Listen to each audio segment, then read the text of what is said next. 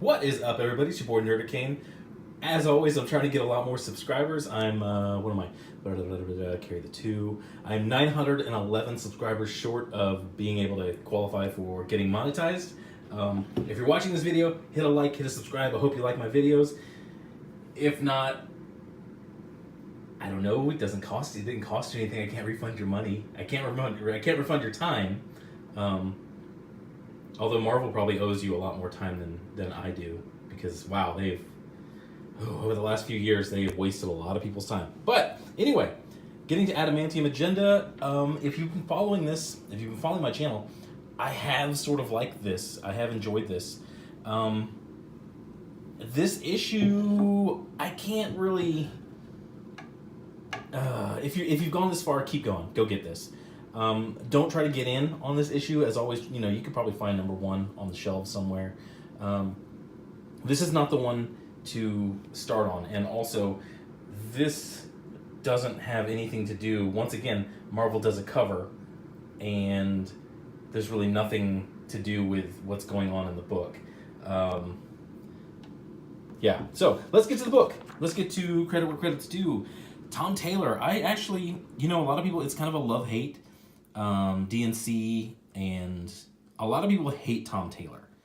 They hate his work at Marvel because he's basically allowed to virtue signal. He's allowed to get on that soapbox and act the way he does in a lot of the time. Like his writing this book, which is about to go into the free local library, this is awful.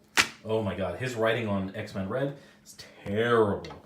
But here, he's doing pretty well. His Injustice over on the DC side is actually pretty good, because DC doesn't allow their writers to get up on the soapbox in their comics. They use their comics as entertainment, not as a political platform, which Marvel is doing. Also, another video may come out today. I may do a driving video of my reaction. Basically, I've gone through everything on Marvel's San Diego Comic-Con booth, all their videos, and I'm going to give my takes on what was going on there. But anyway, getting to the book. So we pick up, and I do like this structure, the way they're telling this story of the explosion in front of the actual now story. And it's kind of interesting because it kind of touches on the Civil War, the things that happened during the Civil War. The first one, not the one that sucked, Civil War 2. And this is really interesting, and it's really neat because it touches on that, and it's showing Marvel has a continuity still. Marvel's lost a lot of its continuity between its books, and I'm going to do another video on that, but it's going to take me a little while to put this together. So there wasn't a whole lot revealed here. He basically just asked him, hey, cut the rest of the team off. They don't need to hear this. So I think next issue we're going to find out what all of this was about, what he discovered when the bomb went off, and things like that. So getting here, this was where they were auctioning off the DNA of what they thought was Wolverine, turned out to be Luke Cage and Jessica Jones' daughter, which kind of set them off. I really like that twist. And there was another twist that X-23 was there in hiding as well.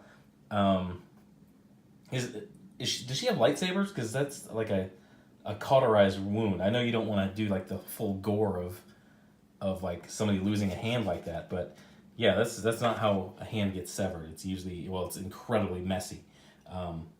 But here, the fight isn't here. This was a submarine full of bad guys, and apparently they all just like noped out when the heroes, five heroes showed up. They basically all noped out, and yeah, they all just split, and it basically just becomes them against Mr. Sinister. Now, Mr. Sinister is a major baddie. He's an event. He's the end of an event, not just shows up and gets into a brawl and loses the way he does.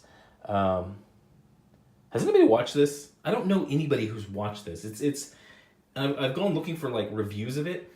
It's suspiciously glowing, but it's all things like CBR, and it's all nerd media outlets saying that this is great. So And there's really no user reviews on Rotten Tomatoes. I don't think we can trust Rotten Tomatoes anymore. I think Rotten Tomatoes is dead. But it's really like everything's just so glowing about this show that it makes me think that the show sucks. And plus, being on Freeform, which used to be ABC Family, I don't think they have the budget, and I don't think they can get into the subject matter that would make a show like this cool. But anyway, getting back to this, tell me in the comments if that show is legit good.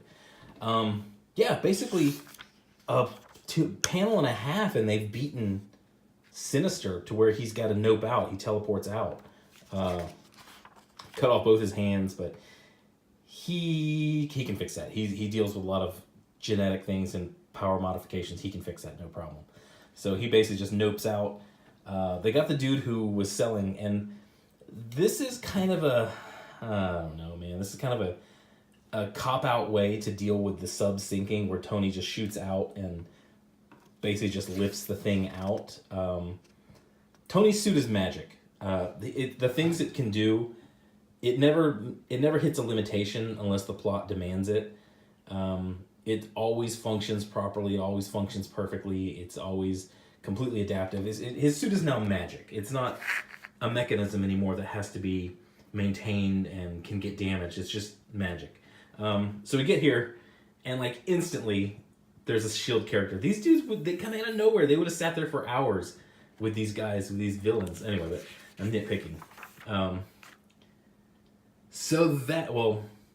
That's pretty much it for action in this book. It's talk, but look at this. This is actually well edited. It moves. You never get more than three word balloons in a panel. It moves really well. There's not a lot of blah, blah, blah, blah, blah. There's actually some kind of funny dialogue in here as well between the characters.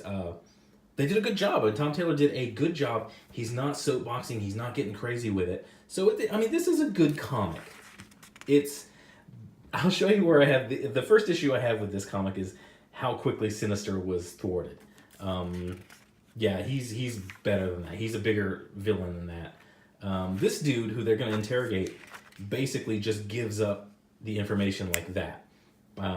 He should have been like, okay, I want immunity from prosecution, and I want protection from Sinister, because Sinister's going to come after me. This dude stole DNA from Sinister, and that's what he was trying to sell. So here's the thing. Here's the problem I have, and this is why I say Tony's suit is now magic. They have to get to this island, and this is MacGuffin Island, where Mr. Sinister's lab is, and it's completely impenetrable, and he can see you whenever you're coming. There's no approach that you can do, so they're gonna have to get small and get fast. So Tony has ready at his disposal. I don't know how he got this stuff so quickly. He has themed suits for each. He didn't know he was going to bump into X-23. So he has themed suits for them. Now I'll give him credit for this. These designs are kind of cool. I don't know how her claws would work in a suit. It's just, it doesn't, I don't know. Well, this is somehow. But anyway, Luke Cage's suit is awesome. I like the design of this. I wish he'd keep it. That's pretty dang cool. Jessica Jones is just kind of generic.